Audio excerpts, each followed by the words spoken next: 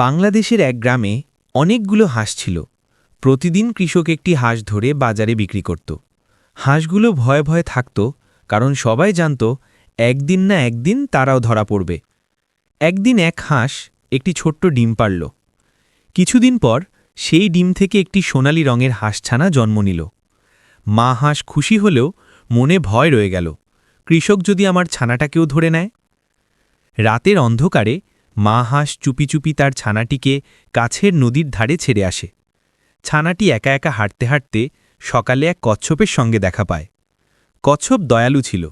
সে হাঁসছানাকে বলল, ভয় পেও না ছোট্ট বন্ধু, আমি তোমাকে নিজের মতো করে আগলে রাখব।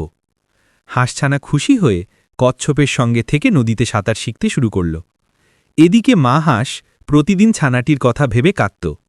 কিছুদিন পর গ্রামে কৃষক দেখল তার সব হাঁস ভয়ে ডিম পাড়া বন্ধ করে দিয়েছে। কৃষক অবাক হয়ে গেল। তখন সে বুঝল, প্রাণীদের প্রতি অন্যায় করলে তার নিজেরই ক্ষতি হয়। শেষে কৃষক হাঁস বিক্রি বন্ধ করে দিল এবং হাঁসগুলোকে মুক্ত করে দিল। মা হাঁস খুশি হয়ে কচ্ছপের কাছ থেকে নিজের ছানাকে নিয়ে আবার একসাথে থাকতে শুরু করল। ভিডিওটি ভালো লাগলে লাইক করুন, কমেন্ট করুন, শেয়ার করুন, সাবস্ক্রাইব করুন।